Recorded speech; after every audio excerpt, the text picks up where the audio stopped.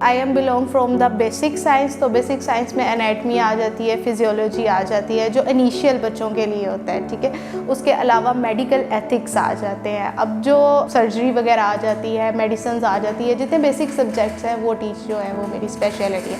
लेकिन ज़्यादातर जो है, because I am belong from BDS side, तो मैं न्यूरो एनाटमी जो है वो ज़्यादा टीच करती। एज अ डेंटल सर्जन तो मेरी अपनी प्राइवेट प्रैक्टिस है जिसको मैं रन कर रही हूँ, और वहीं पे ही पेशेंट्स को डील करती हूँ, वहीं पे ही पेशेंट्स के साथ है। पर स्टडी रेलिवेंट जो है वो मेरी फील्ड जो है वो डेंटिस्ट्री है, जिसकी वजह से मैं डेंटिस्ट्री को ही ज़्यादा जो है प्रोमोट कर रिस्पॉन्ड करती हूँ। Person that treat your disease relate to your teeth and आपको थोड़ा मोटिवेट करता है आपकी ओरल हाइजीन के बारे में, और आपको मेथड्स ऐसे इंट्रोड्यूस करवाता है जिससे आपकी जो ओरल हेल्थ है वो 60-70s की एज तक भी जाके मेंटेन रहे। डेंटिस्ट्री में डेंटिस्ट्री इटसेल्फ बहुत ज़्यादा वास्ट फील्ड है। लोग कहते हैं कि डेंटिस्ट है या डेंटल सर्जन है, ख़त्म है, नहीं, उससे आगे बहुत ज़्यादा फील्ड है। लाइक MBBS, इसमें भी डिफरेंट है, ऑर्थोडोंटिक्स होते हैं, प्रोस्थोडोंटिक्स होते हैं। इसके अलावा जो है आपकी जो ओरल मैक्सिलोफेशियल सर्जन होते हैं, लेकिन अभी पाकिस्तान में इतना ज़्यादा लोगों को पता नहीं है। जैसे आप MBBS जो होता है उसमें अगर आपको जैसे फेफड़ों का मसला होता है, पल्मोनोलॉजिस्ट के पास जाते हैं, लेकिन यहाँ पे एक जनरल डेंटिस्ट ही सब चीज़ें कवर कर रहा है। Although we have a different speciality जो डिफरेंट चीज़ें जो होती है वो कवर करती है। Okay, there is different type of categories, जैसे कि अगर आप क्लिनिकल साइड पे जाना चाहते हो उनके लिए अलग है, अगर आप एकेडमिक साइड पे रहना चाहते हो अलग है। अगर आप एकेडमिक साइड पे जाना चाहते हो आप बेसिक साइंस में MPhil कर सकते हो, ठीक है। अगर आप क्लिनिकल्स आप MSc कर सकते हो।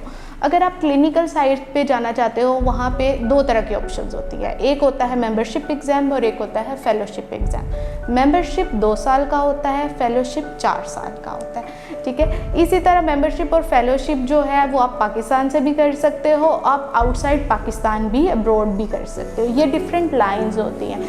अगर आप क्लिनिकल साइड पे जाते हो तो ज़्यादातर जो पाकिस्तान में अभी ऑप्शन अवेलेबल हैं उसमें आपके ओरल मैक्सिलोफेशियल सर्जरी आ जाता है, पेरियोडोंटोलॉजी आ जाता है, प्रोस्थोडोंटोलॉजी आ जाता है एंड ऑर्थोडोंटोलॉजी आ जाता है। लेकिन पाकिस्तान से बाहर जाते हैं वहाँ पे डिफरेंट है, लाइक फोरेंसिक डेंटिस्ट्री आ जाती है। इस तरह करके और ऑप्शंस भी है जो अभी पाकिस्तान में एक्सप्लोर नहीं है। मतलब ये कि लोग यहाँ से निकलते हैं, डिग्री लेके निकलते हैं और लोगों को लगता है कि आगे उन्हें फूलों का हार पहनाया जाएगा और बोला जाएगा कि आए आपकी ज़रूरत है, लेकिन ऐसा नहीं है। आपने अपनी फील्ड में जगह खुद बनानी होती है, आपने अपना पेशेंट बनाना होता है, आपने अपने बिहेवियर से सब चीज़ें जो है वो काउंटर करनी होती है। जॉब अपॉर्चुनिटी की तरफ जाते हैं तो आप हॉस्पिटल्स में चले जा सकते हैं, ठीक है।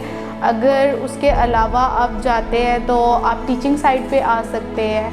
अगर आप नहीं तो अगर आप स्टडी साइड पे जाना चाहते हैं तो भी वो आपकी अपनी डिज़ायर होती है कि rather you want to study in Pakistan और rather you want to study outside the Pakistan.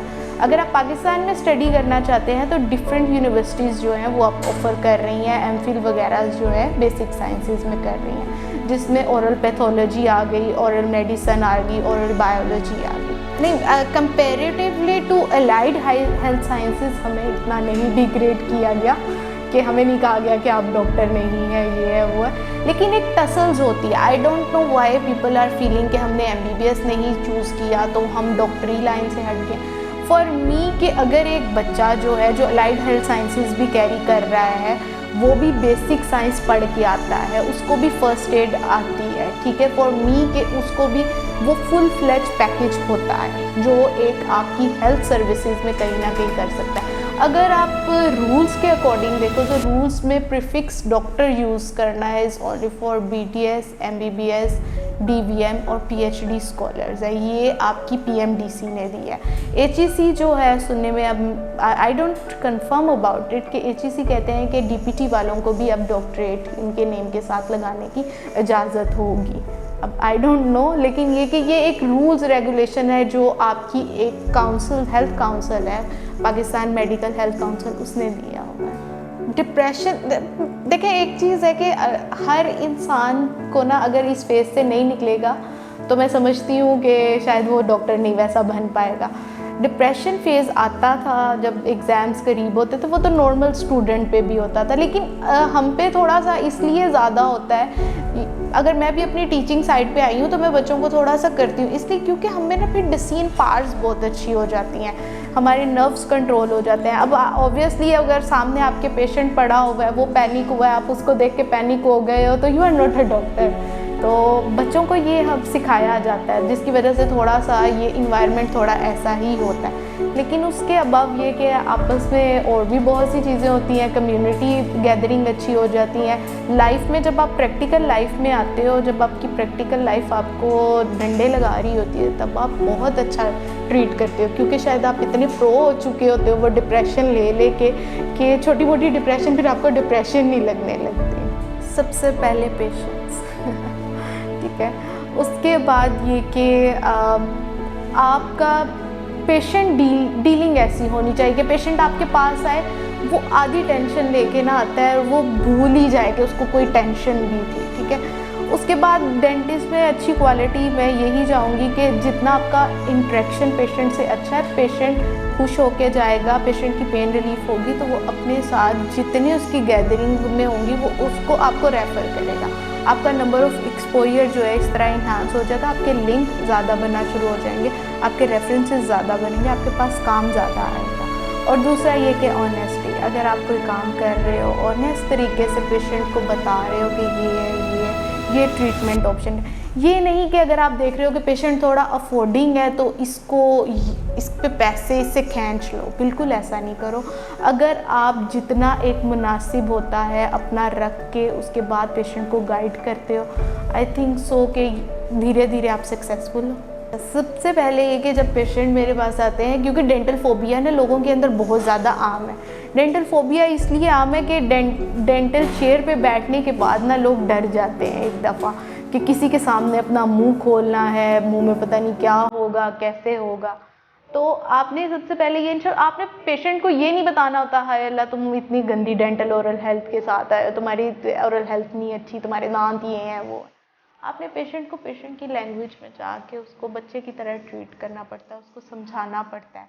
उसके बाद ये कि मुझे ये लगता है कि अगर ये मेडिकल एथिक भी है, आपने एक पेशेंट डील किया, उसकी हिस्ट्री डील की, उसके बाद उसको छोड़ दिया, नेक्स्ट पेशेंट। ये नहीं कि उसकी डिस्कशन अगले से कर रहे हो, अगले को बता रहे हो, तो इससे आपके पेशेंट का कॉन्फिडेंस आप पे नहीं रहेगा। अच्छा, ये तीनों चीज़ें डिफरेंट होती हैं। ब्रेसेस जो होते हैं, हमें लगता है कि ब्रेसेस दांत सीधे कर देते हैं, बस ब्रेसेस दांतों की अलाइनमेंट तो करते हैं, समटाइम ऐसे गैप्स होते हैं लोगों के दांतों में, वो भी ख़त्म कर देते हैं, ठीक है। अलाइनर्स भी उसी के होते हैं, लेकिन अलाइनर एस्थेटिकली ब्रेसेस से ज़्यादा अच्छे दिखते हैं क्योंकि वो नज़र नहीं आते। ब्रेसेस में वायर होती है जो एस्थेटिकली लोगों को इशू हो जाता है कि मेरे फेस पे दिखेगी, तो हम लोग उन लोगों को केस टू केस जो है वो मूव कर देते हैं। अगर आपके दांत काफ़ी ज़्यादा टेढ़े हैं या फिर आपका केस पे डिपेंड करता है तो हम उसको ब्रेसेस पे लगाते हैं। अच्छा, आपने थर्ड कैटेगरी की रिटेनर्स की। यूजुअली क्या होता है, लोग ट्रीटमेंट ले लेते हैं, उसके बाद उन लोगों को पता नहीं होता कि रिटेनर्स क्या होते हैं। जब आप ब्रेसेस से दांत सीधे करते हो तो दांत सीधे होने के बाद आपके जो हैं वो प्रोलैप्स करते हैं, दोबारा से टेढ़े होना शुरू हो जाते हैं। उस चीज़ को उस जगह पे मेंटेन करने के लिए हम जो अप्लायंस लगाते हैं उसको हम रिटेनर कहते हैं। नहीं, ये है कि लोग कहते हैं ज़ुबान लगाई तो दांत टेढ़े होना शुरू हो गए, अब्बू के टेढ़े थे तो इसके भी टेढ़े होंगे, ऐसा कुछ नहीं होता, ठीक है।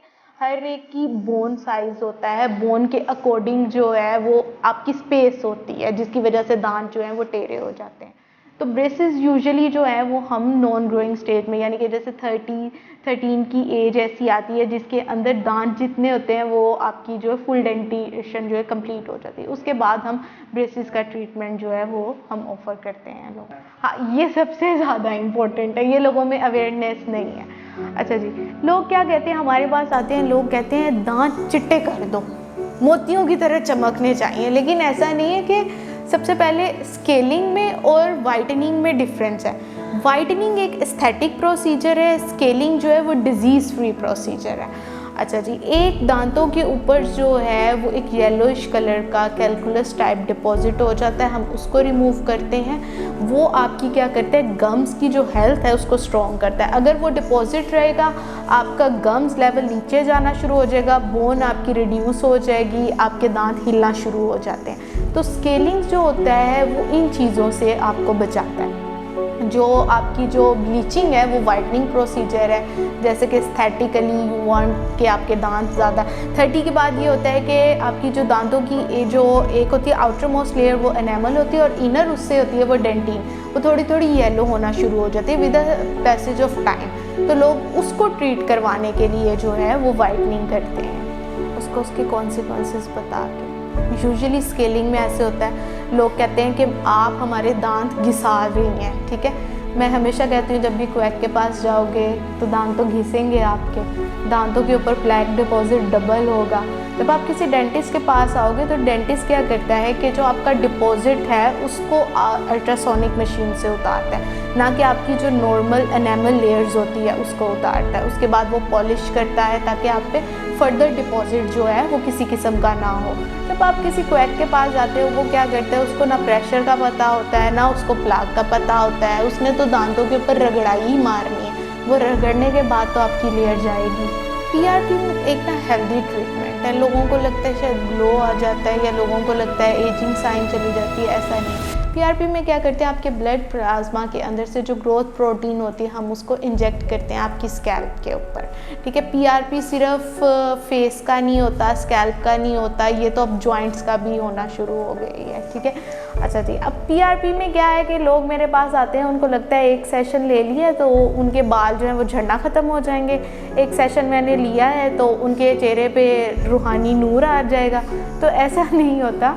पीआरपी में ये होता है कि आप अपनी स्किन को हेल्थ प्रोवाइड कर रहे होते हो, ग्रोथ प्रोटीन दे रहे होते हो, जिसकी वजह से स्किन जो होती है वो आपकी दोबारा से जुविनेट होना शुरू हो जाए। और इसी तरह अगर आप स्कैल्प की बात करते हो तो स्कैल्प के 3 सेशन जो होते हैं, जिसके बाद जो है ये भी मैं अगेन कहूँगी पेशेंट टू पेशेंट वेरी करता है। स्कैल्प के 3 सेशन आप लेते हो, उसके बाद आपका हेयर फॉल कम हो जाता है, उसके बाद आपका जो है वो आपका हेयर जो फॉलिकल्स हैं वो बनना शुरू हो जाते हैं। उसके लिए आपको 10 सेशन तक जो है ना वो कंसिस्टेंस रहना पड़ता है। पीआरपी एक तो पहले के आपके पेशेंट टू पेशेंट डिफरेंट करता है। फॉर एग्जांपल अगर पेशेंट की हेयर लाइन जो है वो लॉस हो चुकी है, एलोपेशिया बहुत ज़्यादा है, तो उसके लिए डिफरेंट होता है। अगर पेशेंट को सिर्फ हेयर फॉल का ही मसला है उसके लिए सेशन डिफरेंट होंगे। इसी तरह अगर आप स्किन पे जाते हो तो उनको डार्क सर्कल का मसला है उसके लिए डिफरेंट होंगे।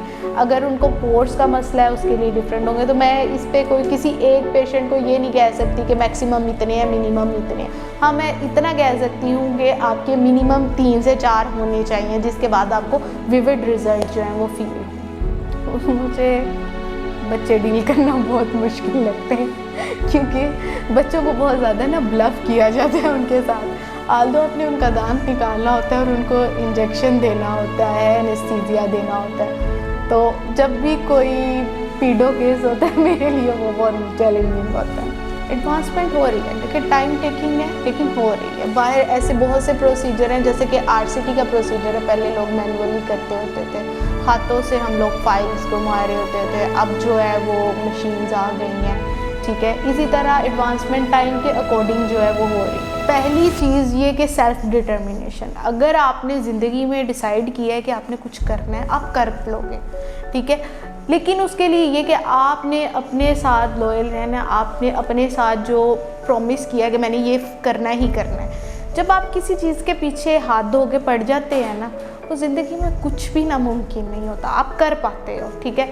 आप एक बार फेल हो गए, 2 बार हो गए, इवेंचुअली आप उस चीज़ को कर सकते हो। तो मैं तो यही कहूँगी कि जो MBBS और BDS करते हैं, हर MBBS और BDS के पीछे यही स्टोरी थी कि मेरे घर वाले चाहते थे मैं डॉक्टर बनूं, मेरे घर वाले चाहते थे। नहीं, आप अपने आप को सेल्फ एक्सप्लोर करो कि आप क्या करना चाहते हो। आपका मैं ये यहाँ पे बैठ के ये नहीं कहूँगी कि डॉक्टरी का मतलब ये कि मैं खिदमत करना चाहती हूँ, ये बुकिश वर्ड्स हैं, ठीक है। आप अपने सराउंडिंग में लोगों को देखो, उनकी जॉब से आप फैसिनेट होते हो तो आओ इस जगह पे। अगर आप उनकी जॉब, जैसे मैं MBBS साइड पे गई तो मुझे वो इतनी फैसिनेट नहीं की क्योंकि मेरी फैमिली बैकग्राउंड भी MBBS साइड का था, मुझे नहीं फैसिनेट किया। मैं जब BDS साइड पे आई तो मुझे उनका वो आर्टिस्टिक वर्क, यानी कि लोगों को स्माइल देना एक और लोगों को ट्रीट करना, मुझे बड़ा अच्छा लगा। मैं तो उसकी वजह से आ गई। और उसकी आप भी अपने आप को सबसे पहले बैठ के आप लाइफ में डिसाइड करो कि आप क्या करना चाहते हो।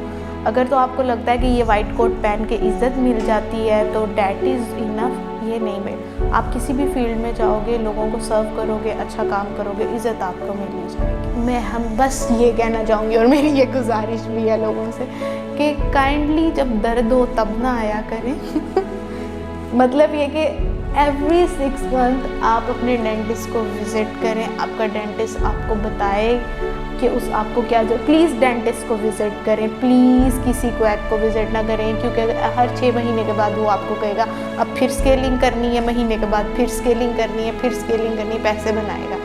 आप किसी अच्छे डेंटिस्ट को विज़िट करें, आपकी जो ओरल हेल्थ के बारे में आपको बताता रहे। आपकी अगर केरीज हैं, जैसे कि बहुत इनिशियल फेज़ पे हैं, हम उनमें फिलिंग करके उसको बचा सकते हैं दांत को, तब आपको विज़िट के यही फ़ायदे होंगे। उसके बाद अगर मतलब कि जब हमारे पास लोग तब आते हैं जब दांत ख़त्म हो चुका होता है, बिल्कुल ही ख़त्म हो चुका होता है, सिर्फ जड़ें बड़ी होती हैं, हम निकाल दो, माइंड बना के ही आते हैं। दांत निकालना बहुत आसान है, दांत बचाना बहुत मुश्किल है। और दांत बचाने के लिए मेरे ख्याल से लोगों की तरफ सेल्फ अवेयरनेस लोगों में कायम करनी चाहिए। ओके। अच्छा, इनकम के अकॉर्डिंग ये है कि आपकी हाउस जॉब पे जो होती है वो आपके हॉस्पिटल पे डिपेंड करती है। अब तो सुने आई थिंक सो 60,000 दे रहे हैं, हमारे टाइम पे कम थी।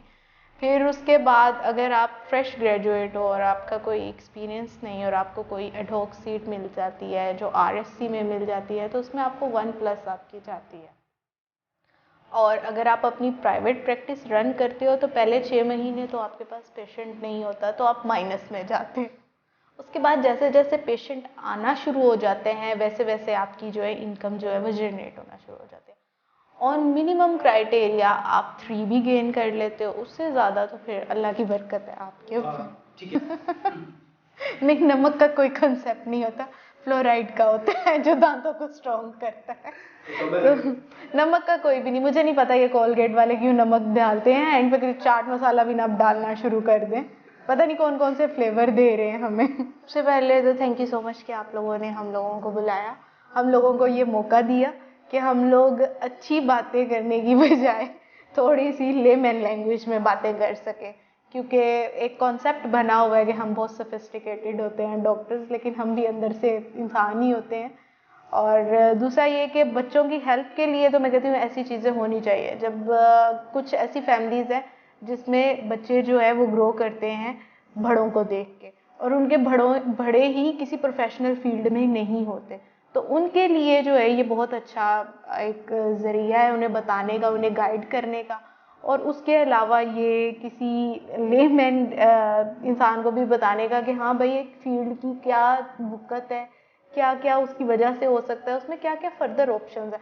जब मैं ग्रेजुएट होके आई थी तो मैं तो बिल्कुल ब्लैंक, मुझे नहीं पता था कि आगे ज़िंदगी में क्या कर सकते। 3 साल टकरे मारने के बाद पता चला ये चीज़ें होती हैं लाइफ में। काइंडली डेंटिस्ट्री में आके सिर्फ दांत चिट्टे नहीं होते किसी डेंटल सर्जन के पास, या निकलवाए नहीं जाते, लगवाए नहीं जाते, इसमें और बहुत सारी चीज़ें होती हैं। प्लीज़ इस कॉन्सेप्ट को बदल दें कि चिट्टे दांत नहीं ज़िंदगी में चाहिए, हेल्दी टीथ आप लोगों को चाहिए।